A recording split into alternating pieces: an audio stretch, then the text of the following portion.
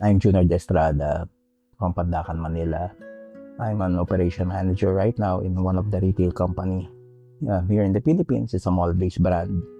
And then at the same time, I also have some side job as a stage play actor. Yun yung work ko to help my family since I'm the only son of my parents. My dad is 80 years old. My mother is already 79 and both of them are retired na at age of 40. Nag-retire na yung dad ko eh. So at the age of 40, ako na yung nagwo-work para sa family. Siguro when I was new in the company, but right now since gamay ko na yung work, hindi naman masyado ng hirap sa trabaho. Pero siyempre hindi natin maiwasan yung stress sa pagta-travel. Yun yung mahirap eh, yung daily commute. Yun yung mahirap. Doon nakaka-stress. Nag-work ako dito before when I was 17 to 19 years old. Actually, I was working before. At the same time, I'm second year college. So, 2 years din ako nag-last sa kanila. I work as a service crew.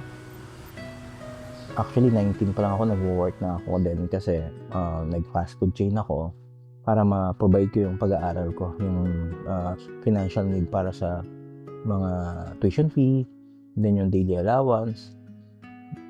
So, ang hirap pagsabayin yung nag-work at the same time, pumapasok ako sa school. Siyempre, iba yung pagod ng katawan eh. Then pagod din, stress din sa school. Ang hirap. Did you choose po to become the breadwinner of the family or out of necessity po siya?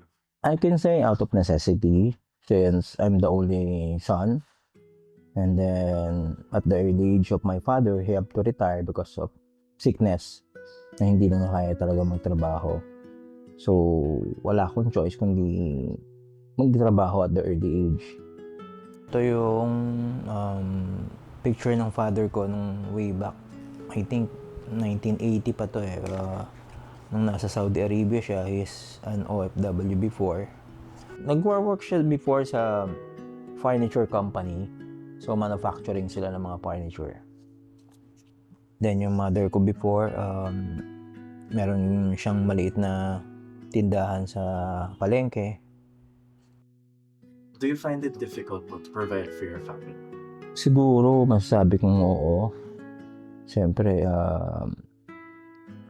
kasi nag-asawa rin ako ng at the early age. Nagkaroon din ako ng anak at the early age. So, ang hirap. Kasi pinagsabay ko yung financial needs for my parents, then financial needs for my own family.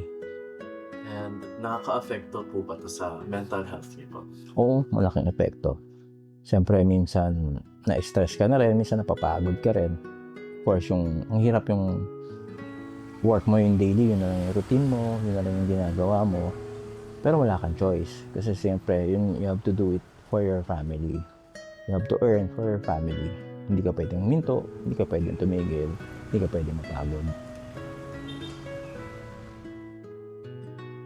Actually, yung being a breadwinner naman eh, yung pag-work ko naman sa kanila is for the love talaga.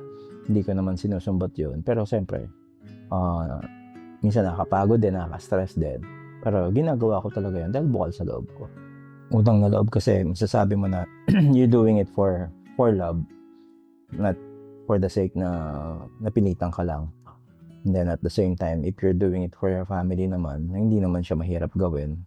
Pero yung sa mga experiences niyo po ng pagiging breadwinner tsaka utang loob, wala naman pong sama ng loob na nadudulot po sa inyo? Wala. Especially yes, yun nga, nasabi ko kanina na parating positive thinker ako eh. So, hindi ko siya iniisip na negatively. So, kaya hindi sumasama ang loob ko. Kasi pag iniisip mo siyang negative side na magtatampo ka or naiinis ka, negative na rin yung papasok sa isipan mo. So, pag iniisip mong positively, magaan yung pasok ng life. Anything, you can do it eh, basta positive inisip mo.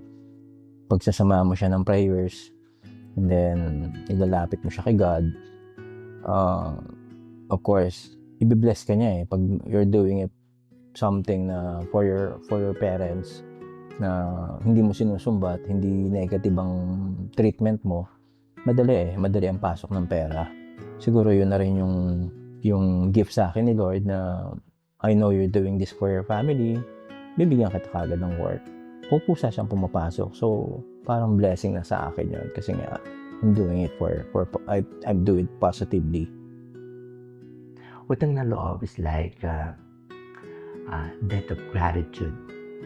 It is a disposition to reciprocate the favor you receive from someone else. So there is like an internal motivation for you to give back the favor you receive. Our religion, our Christian religion, for example, the Catholic religion, speaks about love.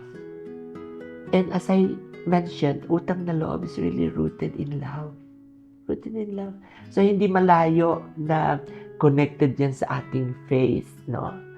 The root is also anchored on the foundation of our faith, which is love. Siguro mapapayo ko lang sa ibang family or sa ibang kagaya ko na nakaka-experience na being a breadwinner, take it positively. Huwag nilang isipin na ginagawa nila yun dahil sa obligasyon or ginagawa nila yun na napipilitan sila. Gawin nila yun out of love. Kasi if you do it out of love, magaan ang lahat. Magiging magaan ang pasok ng pera. You do it, magagawa mo yung mga bagay na hindi ka hirap kasi nga magaan sa loob mo. So, yun lang may papayo ko.